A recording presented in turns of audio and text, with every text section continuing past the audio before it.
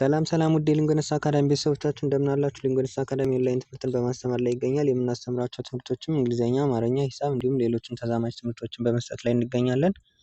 መማር ለምትፈልጉ ልጆች በኢሞ፣ በዋትሳፕ ወይም ደግሞ በቴሌግራም በምናስቀምጥላችሁ ስልክ ቁጥር ማግኘት ትችላላችሁ። ባለፈው ቪዲዮአችን የእንግሊዝኛ 26ቱ ሌተሮች ስማቸውን አይተን ነበር። ዛሬ ደግሞ እያንዳንዱን ቫውል ሌተር፣ እያንዳንዱን ካፒታል ሌተር ድምጻቸውን የምናይ ይሆናል። ላይክ፣ ሼር፣ ሰብስክራይብ በማድረግ ቤተሰብ እንድትሆኑ በአክብሮት እንጋብዛለን። ወደ ትምህርቱ እንግዲህ በባለፈው ቪዲዮአችን እንግሊዝኛ ፊደላት 26 እንደሆኑ እንዲሁም ደግሞ ስሞል ካፒታል እንዳላቸው እና የራሳቸው የሆነ ቫውል ሌተር እና ኮንሶናንት ሌተር እንዳላቸው ተነጋግረን ነበር። ቫውል ሌተር ማለት አናባቢ ፊደላት ማለት ሲሆን ኮንሶናንት ሌተር ማለት ደግሞ ተነባቢ ፊደላት ማለት ነው። ስለዚህ ቫውል ሌተር ወይም አናባቢ ፊደላት የምንላቸው በእንግሊዝኛ ስንት ናቸው?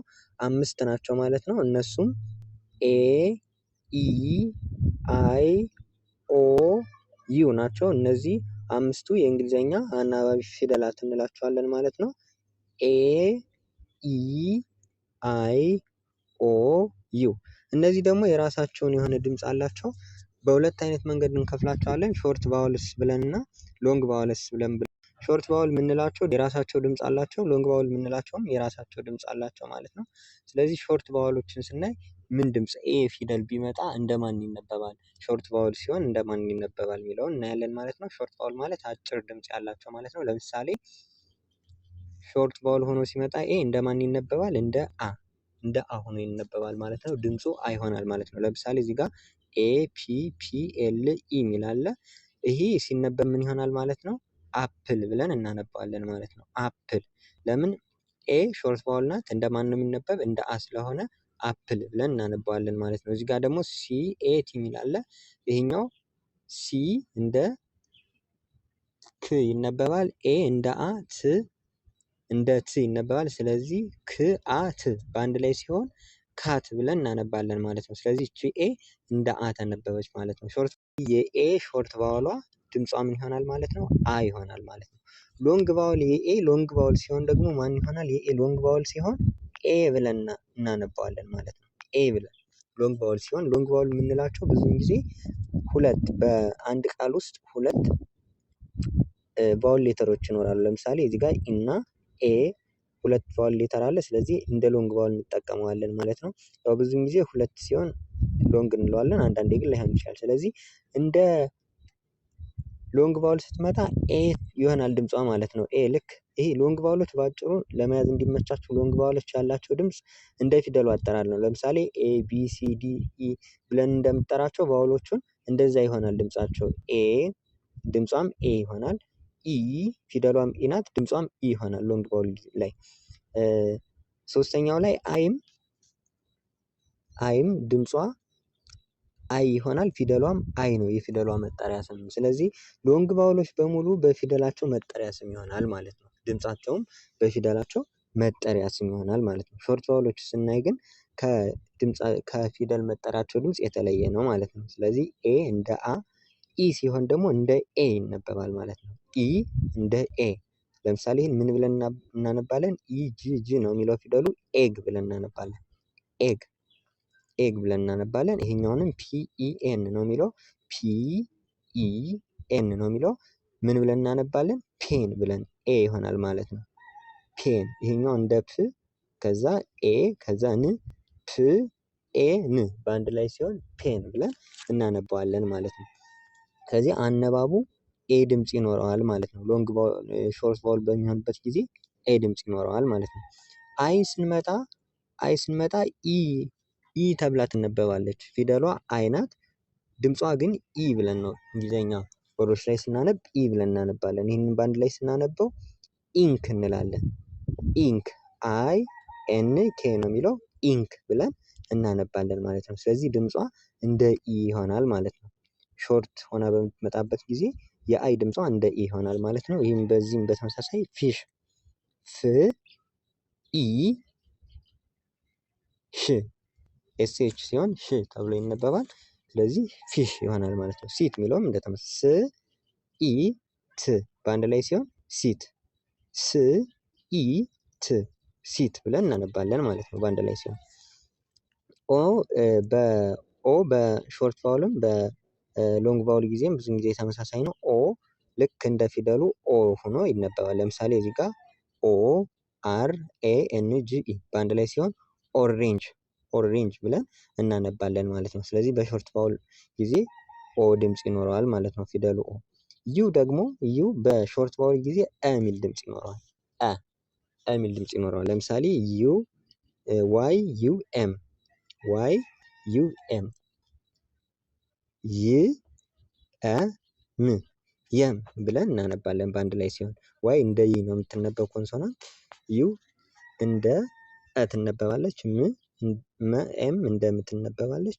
ዋይ ዩ ኤም ሲሆን የም እንላለን። ስለዚህ እንደ አ ተነበበ። እዚህ ጋርም በተመሳሳይ ሌላ ምሳሌ ዩ ኤም ቢ አር ኢ ኤል ኤል ኤ አምብሬላ ብለን እናነባለን ማለት ነው። ስለዚህ እንደ አ ይነበባል። ይሄ ምን ድምፅ ነው ማለት ነው? ሾርት ቫውል እናላቸዋለን። ሎንግ ቫውል ሲሆን ልክ መጠሪያቸው የፊደል መጠሪያቸውም ድምፁም ተመሳሳይ ነው። ለምሳሌ የፊደል መጠሪያው ኤ ነው የሚል ድምፁም ኤ ይሆናል። የፊደል መጠሪያው ኤ ነው የሚል ድምፁም ኤ ይሆናል። ለምሳሌ ፕ ኤ ል ኢ ፔል ብለን እናነባለን ማለት ነው። ፔል ብለን እናነባለን። ሎንግ ቫውል ላይ አንድ ሩል ልንገራችሁ እዚሁ ላይ ሎንግ ቫውል ላይ ሁለት እንትኖች ሲመጡ የመጀመሪያዋ ቫውል ትነበብና የመጨረሻዋ ቫውል ሳይለንት ትሆናለች። ለምሳሌ ይቺ ኢ አትነበብም ማለት ነው።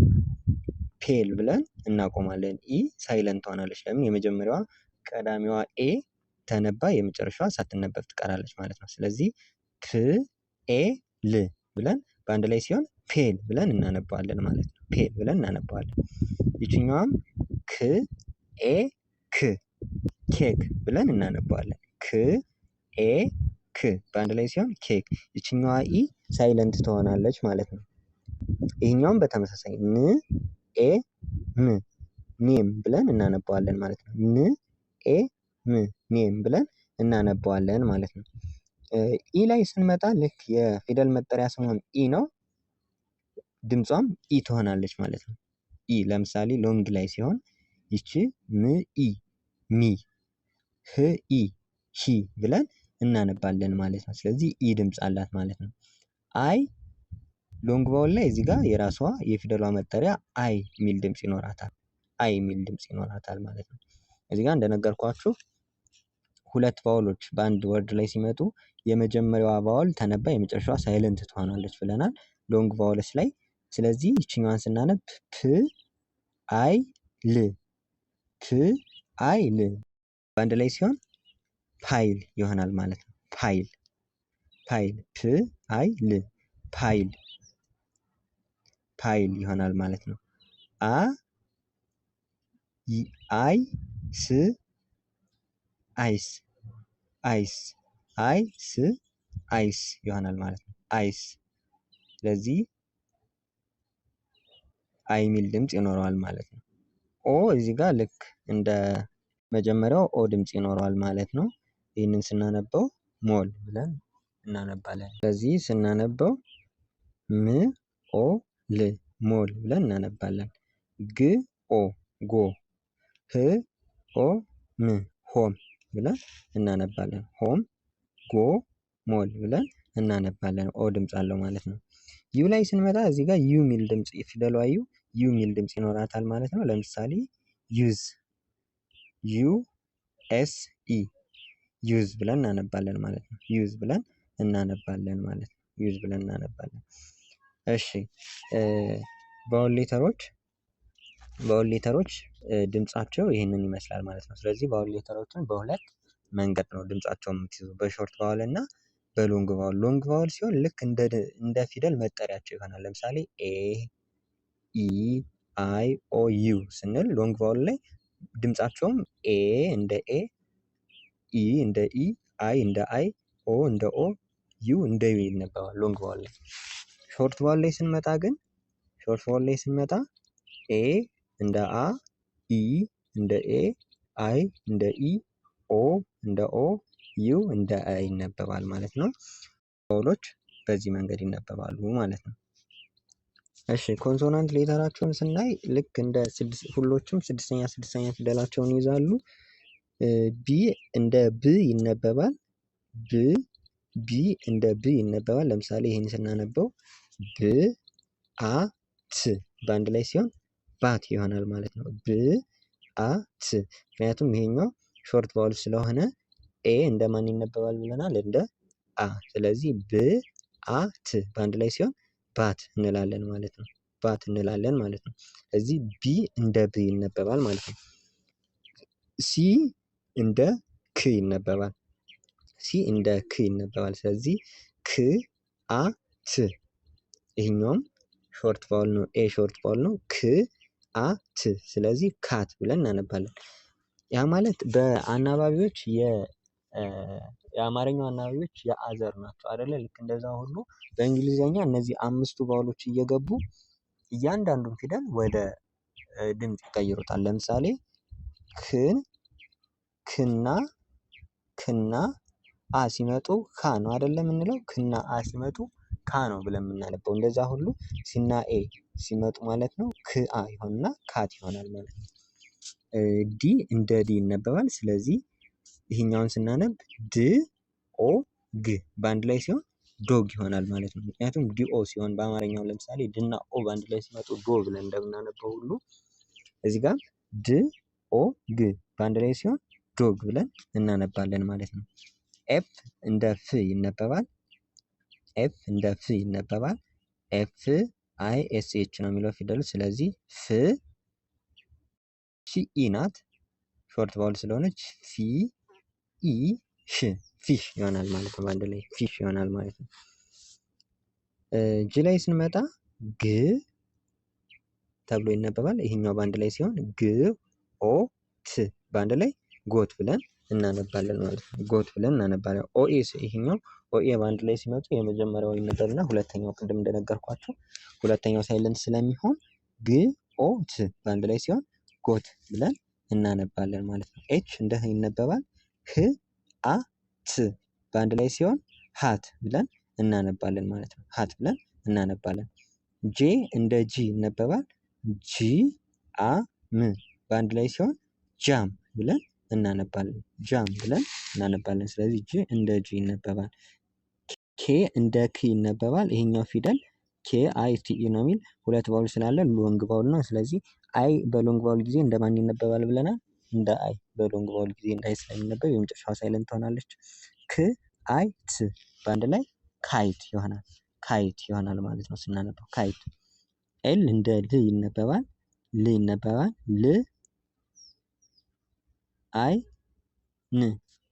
ላይን ብለን እናነባለን።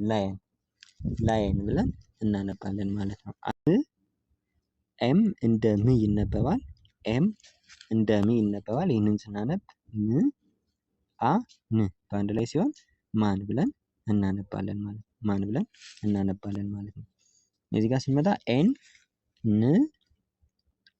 እንደ ን ትነበባለች። ይህንን ስናነብ በአንድ ላይ ሲሆን ኖዝ ይሆናል። ኖዝ ይሆናል ማለት ነው። ኖዝ። ፒ እንደ ፕ እናነባለን። ፒ እንደ ፔን ይሆናል። ይችኛዋ ኢ እንደ ኤ ትነበባለች። እዚህ ጋር ሾርት ቫውል ስለሆነች ብቻዋን ስለመጣች ፔን ብለን እናነባለን። እዚህ ጋር ኪው እንደ ክው እናነባለን። ክው ይሆናል። ኪው ትንሽ ለየት ይላል። ኪው ይሆናል። እዚህ ጋር ስናነብ ክዊን ይሆናል ማለት ነው። ክዊን ይሆናል ማለት ነው። አር እንደ ር ይሆናል። ራቢት ይሆናል። ራቢት ራቢት ይሆናል ማለት ነው። ስለዚህ ይሄኛው ራቢት ብለን እናነባለን። ኤስ ሲሆን ስ ብለን እናነባለን። ስለዚህ ይህን ስናነብ እዚህ ጋር ሾርት ቫውል ስለሆነች ስንል በአንድ ላይ ስናነበው ሰን ብለን እናነባለን ማለት ነው። እሺ እዚህ ጋር ስንመለከት ቲ እንደ ት ትነበባለች።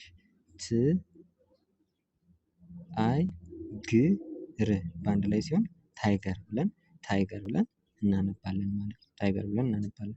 እዚህ ጋር ስናይ ደግሞ ቪ እንደ ቭ ትነበባለች። ን በአንድ ላይ ሲሆን ፋን ብለን እናነባለን ማለት ነው። ፋን ብለን እናነባለን። አይ ደብሊው ው ብለን እናነባለን። ው ብለን እናነባለን። ደብሊው ኤ ቲ ኢ አር ነው የሚለው። ው አ ስ ር በአንድ ላይ ሲሆን ወተር ብለን እናነባለን ማለት ነው። ወተር ብለን እናነባለን ማለት ነው። እዚህ ጋር ኤክስ እንደ ክስ ትነበባለች። እንደ ክስ እናነባለን። ብ ኦ ክስ በአንድ ላይ ሲሆን ቦክስ ብለን እናነባለን ማለት ነው። ቦክስ ብለን እናነባለን። ዋይ እንደ ይ ትነበባለች። እንደ ይ ይነበባል። ይ ል ኦ ው በአንድ ላይ ሲሆን የሎ ብለን እናነባለን ማለት ነው። የሎ ብለን እናነባለን። ዜድ እንደ ዝ እናነባለን። ዝ ኦ ዙ ይሆናል ማለት ነው። ዙ ይሆናል ማለት ነው። ሁለት ኦ ስላለ እንደ ኡ ይነበባል።